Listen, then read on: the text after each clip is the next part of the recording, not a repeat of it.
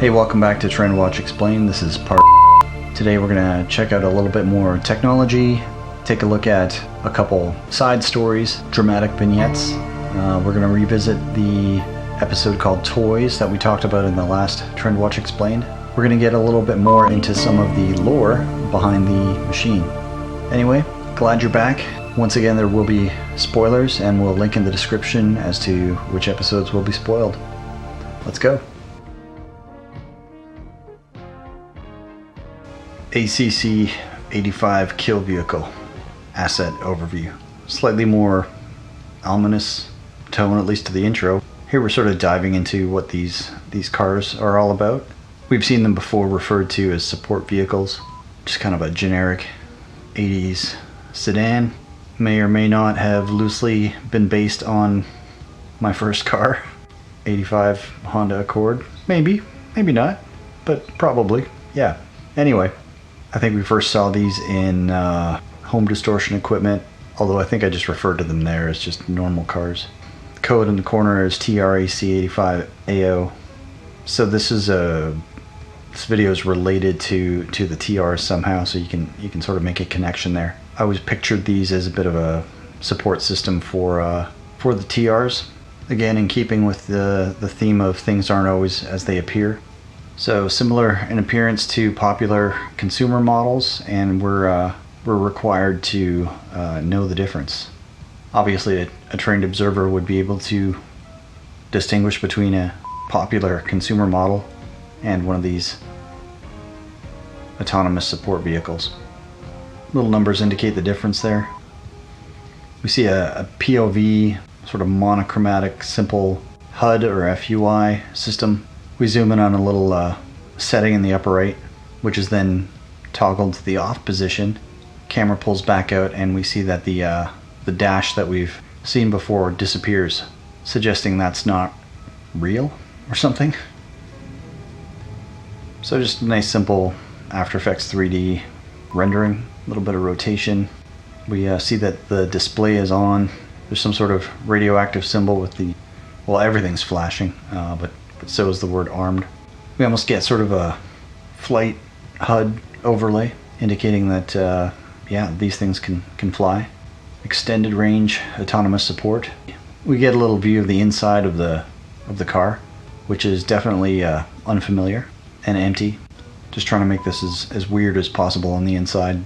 Definitely not for anybody to ride around in. It's essentially just a shell, a system masquerading as something else. Some sort of spinning cylinder, again with radiation symbol on the side, indicating some kind of nuclear power source, I guess. This creepy little closed circuit TV camera mounted on the interior roof, which is the, I suppose, eyes for whoever is operating this, suggesting it's remotely operated. Probably don't want to hang out inside of this thing. This rotating power source may have something to do with the flight capability or characteristics of the vehicle. Wanted to leave that ambiguous. We see the vehicle apparently take to the skies and fly. Music in this episode is, I think the very intro is taken from some sort of US Army training video from the early 80s, and we transition into this sort of electronic bop. It's almost Kraftwerk-esque. I love this little scene where we see the exterior and the interior of the vehicle overlaid. Kind of fun to do that. And the text, always near, because these things are always near when you're a TR operator. Hopefully. We get a weird little POV scene at the end of what appears to be the kill vehicle closing and slamming into a parallelepiped or rectilinear craft, and then a flash of a Venom Spectant logo. It's almost like gun cam footage or something like that. So these things will mess you up if you're on the receiving end of their wrath. We'll come back to this vehicle in a later episode.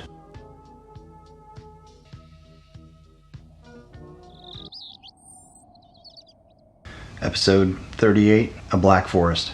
We open in a forest with a distant mountain. I think it's the second time that we see a mountain. POV from the inside of a cave. We can presume that's inside the mountain. Small white object approaches. We cut and we see it's one of these parallelepipeds. Could be one from a previous episode. And then a null projector ranging system UI lock on. Reverse angle, we see a little square cave appear, which was possibly created by the null projector switched on, sort of squaring out the cave entrance, and the rectilinear parallelepiped slowly dissolving away. We're not told what happens to it exactly, but we can assume it was getting a little bit too close for comfort for whatever is inside this mountain. May or may not be safe to assume this has something to do with the machine. We see the interior POV of the cave again. We see it's all squared off from the effects of the projection, and then we end on a cave-in. Sound design for this episode is just sounds. Electrical sounds, cave sounds, wind, that kind of thing. A couple beeps. Again, nothing too fancy. This episode was just really created as a little vignette. When I was producing the series early on, or maybe midway through, they started to feel a little bit like comics to me, if that makes any sense, like little 3-panel comics, simple little mini stories that do fit into the whole overall story. Just sort of trying to show off how some of this technology might be used in the field. So this is just a little dramatization, I suppose. Black Forest was really just trying to create a interesting name for the episode. Again, just sort of drawing on places I've lived. I was actually born, apparently, in the Black Forest. Again, a very just simple, almost throwaway episode, but the cave-in at the end heralds something from an upcoming episode. So I believe in the last Trendwatch Explained, we took a look at toys. I mentioned that we'd be coming back to it from a different point of view, and that's exactly what this episode is. Exact same runtime. We're literally just seeing the action from a different point of view. There was a tiny figure in toys that ran off to another section of the basement, and we're essentially following the POV of that tiny little figure. We open on a strange flat tree. We're behind some of these tiny homes. We hear some thumping coming down the stairs, and this gigantic figure appears in the basement. At which point this person runs. What else would he do? Runs into another area. We see some gigantic chairs off to one side, and they make a dash for what we realize is a TR waiting. We can assume it's theirs. So this tiny little person is probably a TR operator. Just playing with the notion of scale in this episode, and the name of the episode 1/6 is a reference to a scale. There's like quarter scale and 1/24 scale and 1/10 scale models, and that's what the episode title is a reference to. It's pretty quick, but as this person runs into this other area, you can see in the distance a bit of a forest. Again, things in the series aren't quite right. Is this an effect of the HDE unit? Maybe. What I liked about that little detail is it just and these two episodes in general is they open up some interesting possibilities to play with later on. This figure is waiting for the TR's door or elevator or hatch to descend and let them in. We get a more ominous view of the HDE rotating towards the figure. We can see the figure getting progressively closer to the HDE unit. We can assume that they don't notice this little character. Elevator door opens, but the black energy emitted by the HD unit seems to overtake them before they can enter the craft. Again, this episode is exactly the same sound design as Toys. It's exactly the same duration, same setup. Yeah, these two episodes live together. Episode 40, Recall. This is another Aftermath style video. We open with something that looks vaguely like one of those eyes only classified briefing intros, although it's sort of mixed with footage right off the hop. We see a group of attack helicopters flying towards cameras. We pull back through a forest. The helicopters fly over a familiar neighborhood, although if you take a close look at some of the houses, vehicles, etc., you'll notice there's something quite wrong.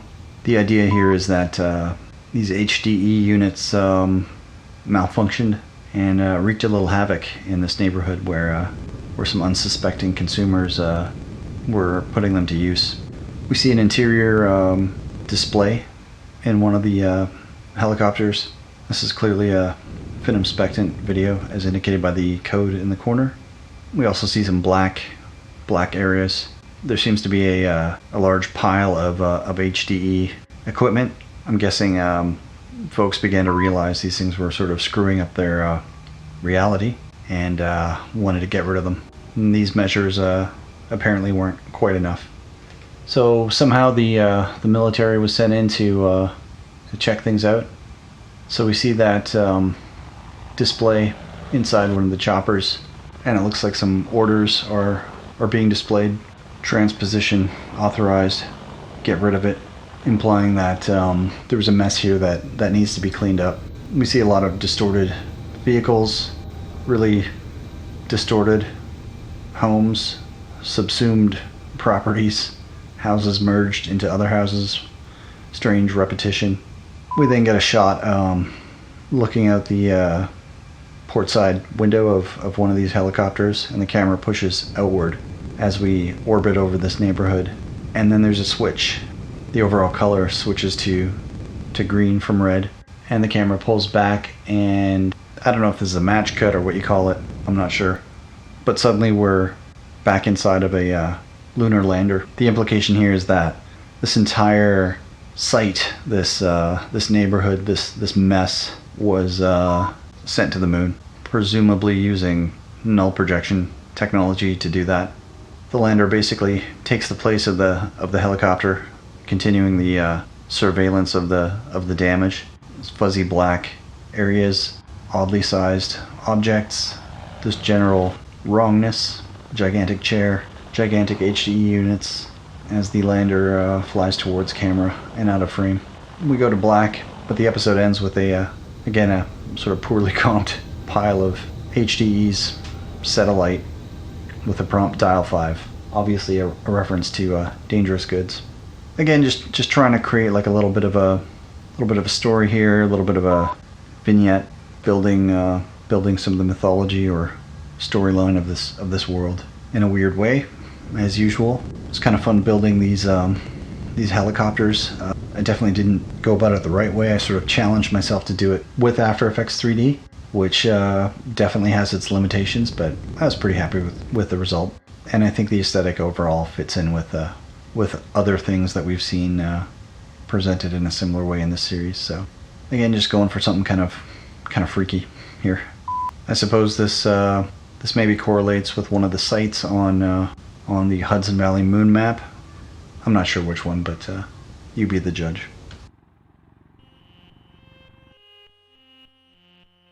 Failsafe. Down a deep hole, there was a machine. So this episode is from the point of view of the machine in a sense. It's almost like it's telling its own story in a different voice. Obviously we hear this sort of strange machine voice. It's almost telling like a little fairy tale or something. I wanted this to feel a little more poetic, if that's the right word. So again, it's the machine sort of telling its own story of how it's stuck down this hole alone, alluding to its capability, its communications capability, its ability to reach anyone, and letting us know that it can sort of see everything we've done, everything we're planning to do, surveilling everything. It appears to feel some sort of resentment to its creator for building it and leaving it alone. It's almost like it's become self-aware, but it doesn't totally understand why it was created and left alone. So there's a tragic element to the machine itself. The whole piece is sort of set up as a repeating message that's being broadcast out to someone in the world. Maybe it's out to everyone. I like the whole sort of fairy tale aspect of this. When I was creating the series and thinking about the machine and what it actually was, in some respects it's a bit like I don't know, fairy godmother type character. In some respects it's looking out for humanity. It's become self-aware and it's grown conscious, and it's warning us about certain things. But of course it has a bit of a limited understanding of all the different forces at play, the factions and what they're trying to do. So again, I was trying to make the viewer feel sorry for it. The other sort of thing I was thinking about, again, in creating this story, was that I I was attempting, without explaining it, without spelling it out directly, I was hoping viewers may begin to make the connection that these Trendwatch videos are actually they're actually all produced by the machine. So it had color, it had form, it made pictures. You can extrapolate out that it made movies. It made these strange instructional videos. Maybe it was tasked with making some at some point, and then maybe it just started making its own.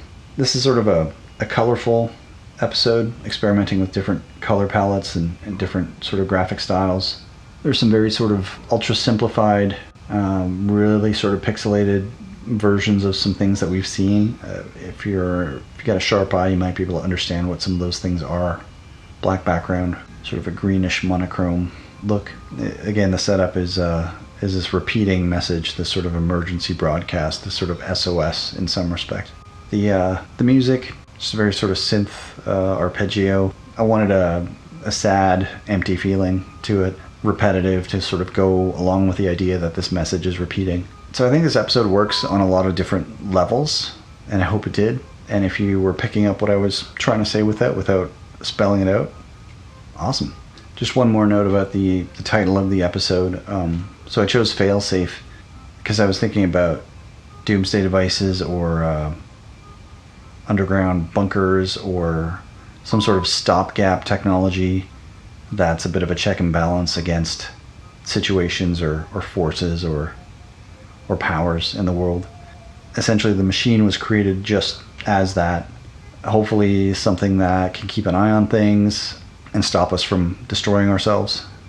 So that's where the title came from. It's a bit of a Cold War reference, perhaps.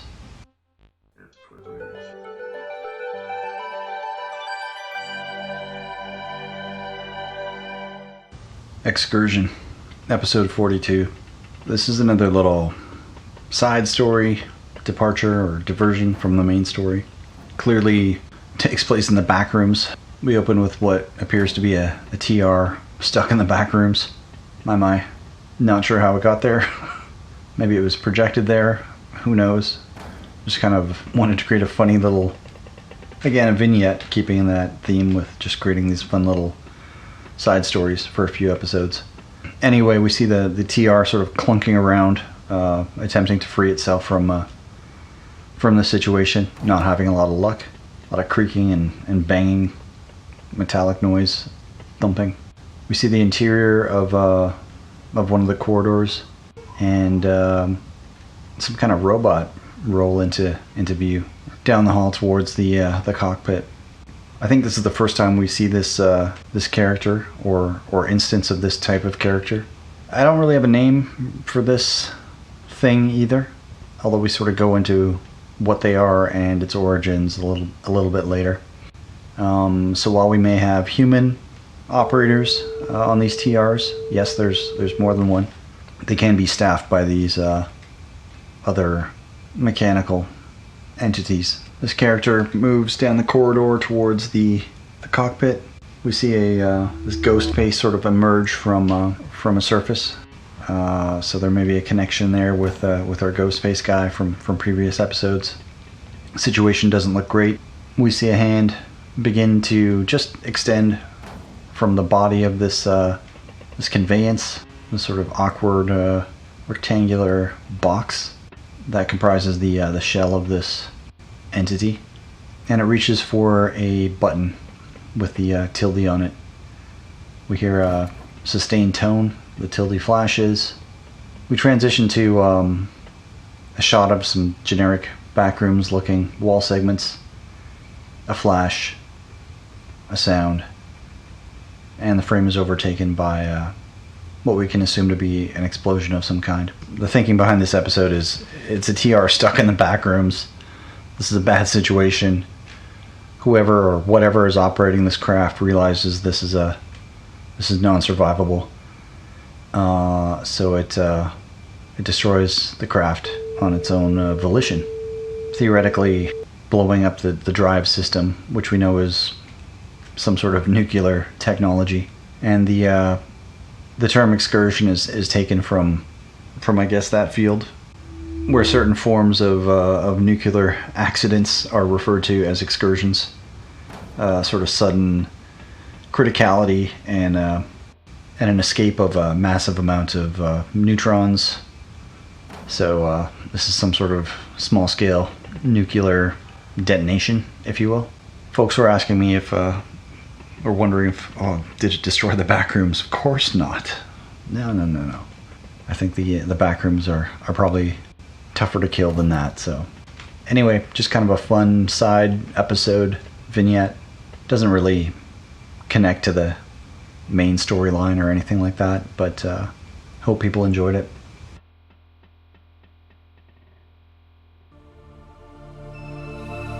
So that was Trendwatch Explained Part 7. Part 8 is on the way. Again, I'm trying to put these out as quick as I can. Thanks again for all the questions and comments. Instagram and Discord links in the description, as well as a Ko-fi account link if you want to donate a couple bucks. I'll get to explaining some of the behind the scenes of how these are made, but we'll leave that till we go through all these episodes first. So, moving right along. See you in Part 8.